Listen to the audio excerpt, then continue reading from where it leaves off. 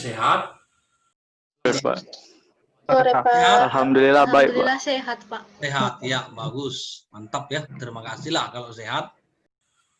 Seperti biasa kita akan belajar sejarah Indonesia, yaitu yang berjudul peralihan masa dari Orde Lama menuju Orde Baru. Jadi adapun tujuan pembelajaran kita di sini sudah ada, yaitu yang pertama mengidentifikasi apa faktor-faktor yang menyebabkan peralihan dari Orde Lama ke Orde Baru. Yang kedua menganalisis peristiwa-peristiwa penting apa yang terjadi sekitar pemerintahan Orde Baru pada awal. Kemudian yang ketiga menyajikannya nanti di dalam diskusi di Zoom. Semar ya. Apa itu super semar? Nah, di sini sudah ada di dalam Google Classroom. Lalu ke yang kedua, tritura. Apa itu tritura? Apa isinya? Lalu yang ketiga ada gerakan 30 September.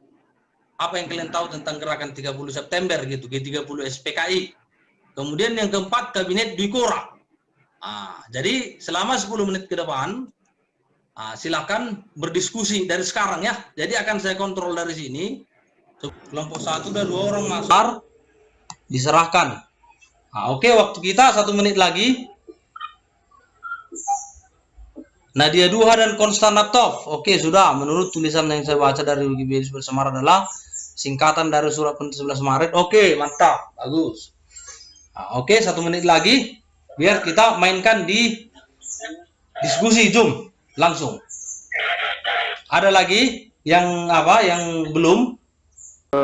Kalau aku, Pak, yang Ya. mau ku apa di sini, kan berdasarkan informasi dari Wikipedia, itu kan katanya kalau misalnya Super Semar ini itu surat perintah yang dimana untuk menginstruksikan Soeharto selaku Panglima untuk mengambil tindakan yang dianggap perlu untuk mengatasi situasi keamanan yang saat itu sedang buruk.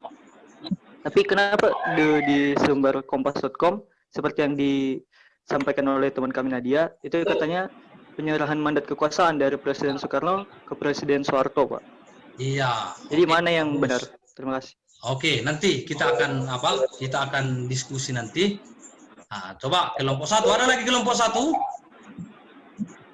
Ada yang mau mengemukakan pendapatnya lagi selain Konstan dan Nadia tadi?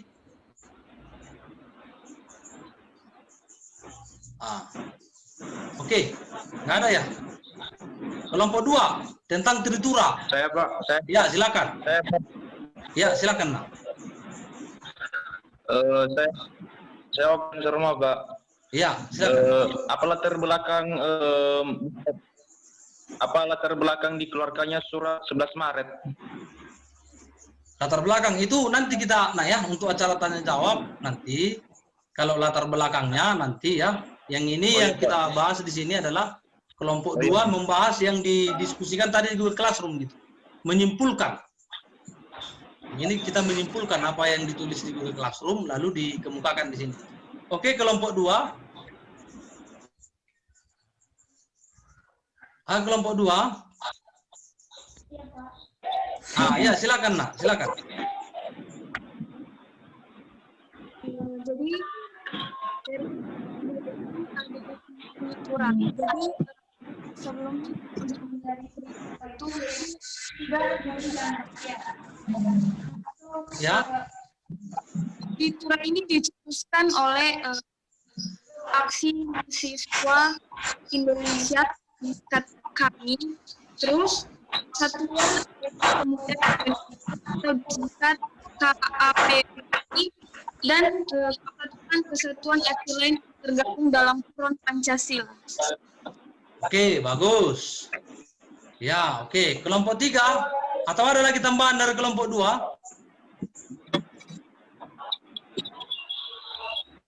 Oke, silakan kelompok 3 tentang gerakan 30 September. Tadi di sini sudah ada kelompok 3 ya. Kelompok 3, apa itu gerakan 30 September? Di sini sudah 4 diserahkan.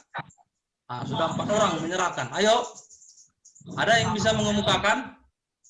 Baik, Pak. Yang ya, silakan. Saya dari Petrus, Pak. Ya, jadi, silakan.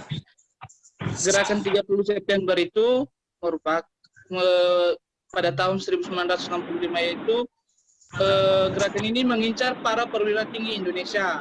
Iya. Dan gerakan ini juga bertujuan menggulingkan pemerintahan Presiden Soekarno dan mengubah Indonesia menjadi negara komunis. Iya. Gerakan ini dipimpin oleh DN Adit yang saat itu merupakan ketua dari Partai Komunis Indonesia.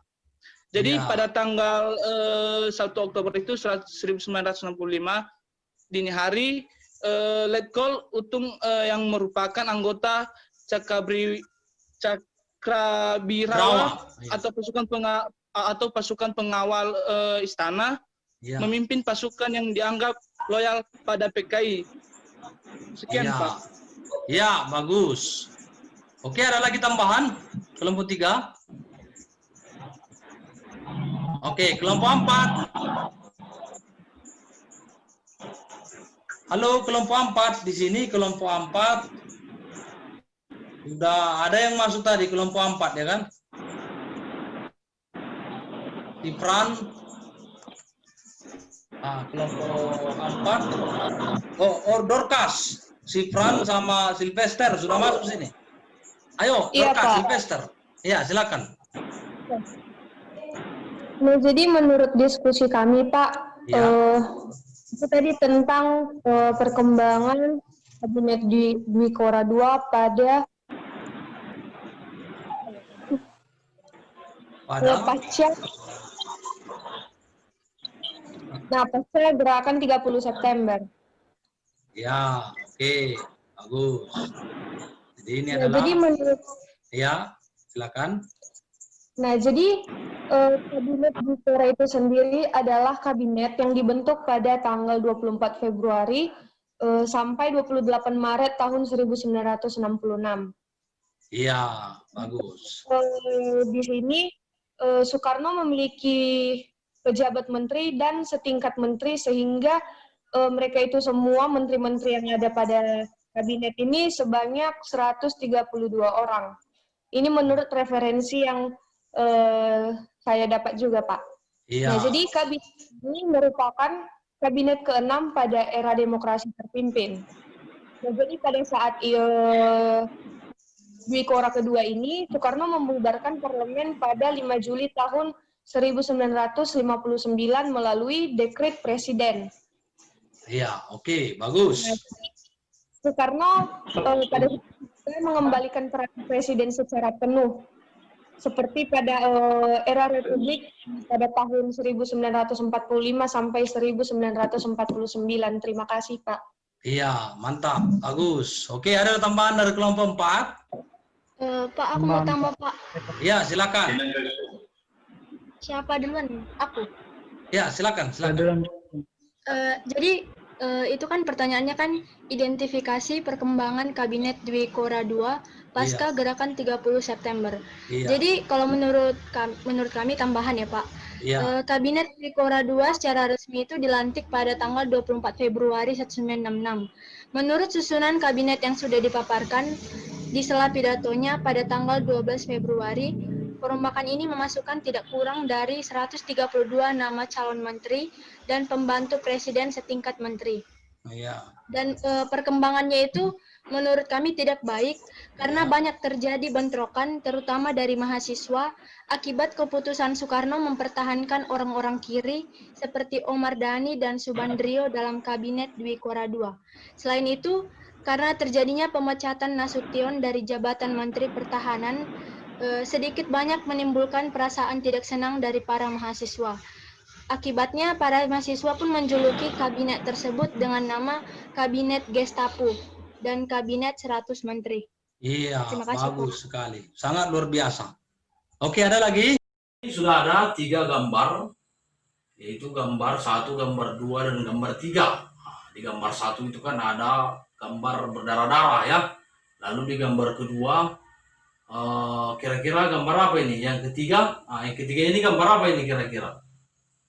Ya, bagus. Ini adalah gambar Soeharto. Jadi 3 gambar ini sangat erat kaitannya dengan pemerintahan awal Orde Baru yang akan kita pelajari selanjutnya.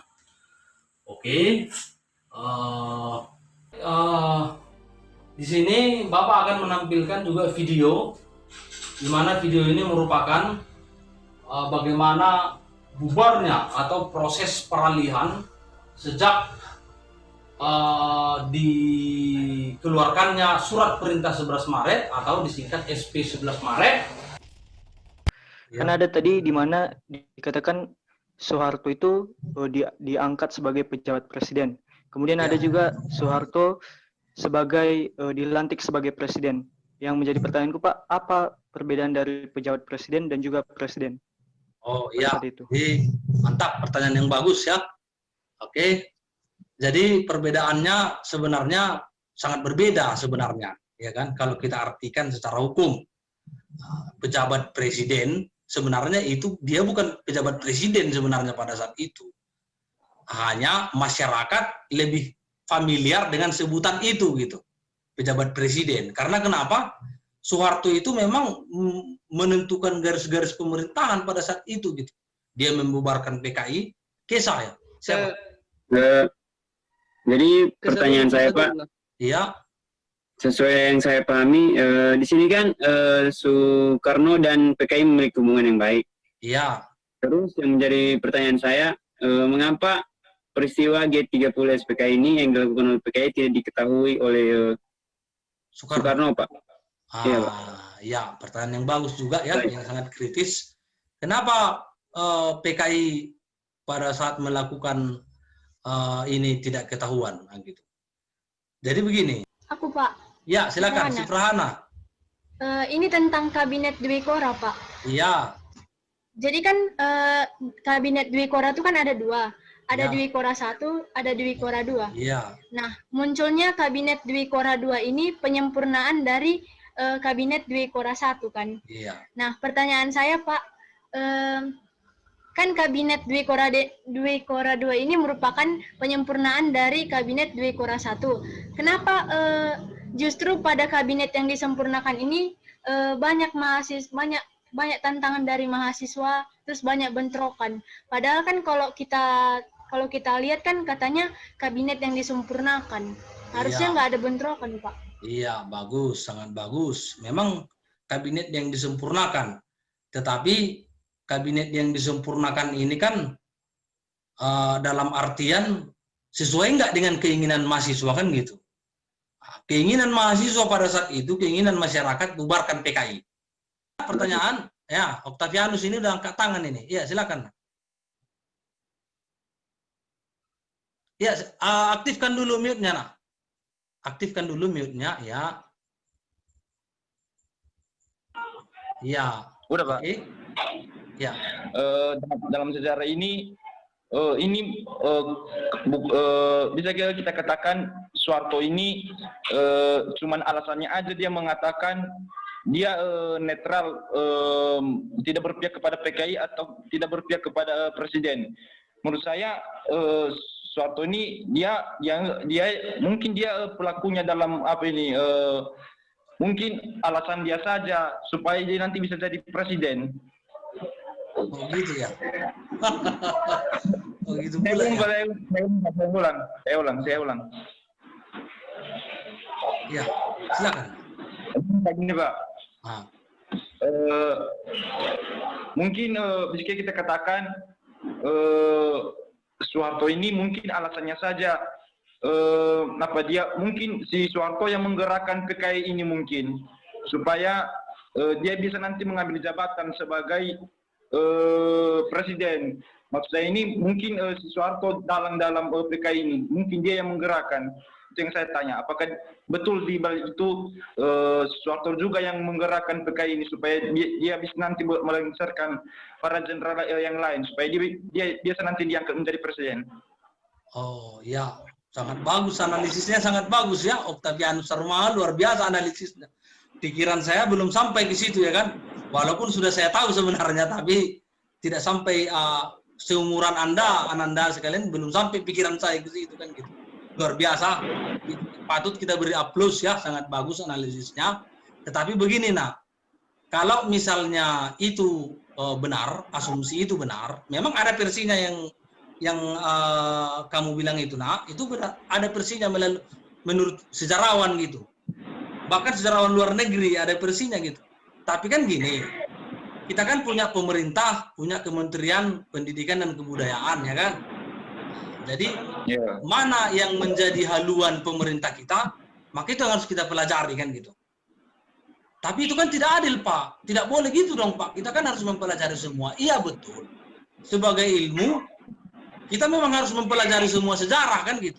Tetapi ingat, yang paling penting di sini adalah pesan moralnya.